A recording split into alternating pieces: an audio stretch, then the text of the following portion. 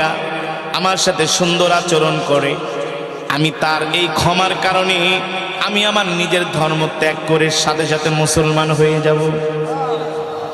জোরে বলেন আল্লাহু আকবার। ইহুদি ভয়ে ভয়ে আসতেছে আল্লাহর নবীর বাড়ির দিকে। আল্লাহ নবী ইহুদিকে দেখে ডাক দেয়, তালিয়া শাবাব, এদিকে আসো যুবক, রাত্রবেলা তুমি আমার মেহমান হয়েছিলে, আমি মনে হয় তোমার পরিপূর্ণ খেদমত করতে পারি নাই, এই কারণে তুমি আমার বিছানাটা নষ্ট করে দিছো।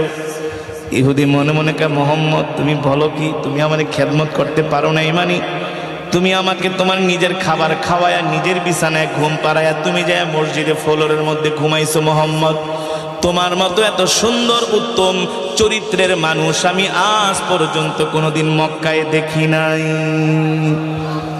আল্লাহ নবী বলে, ইহুদি মনে হয় তোমার রাত্রিবেলা কষ্ট হয়েছে,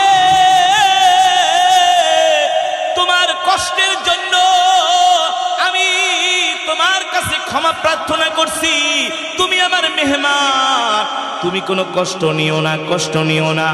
এই কথা শোনার পরে ইহুদি আল্লাহ নবীর হাত দুইটা জড়ায় ধরে কান্না করে দিছে।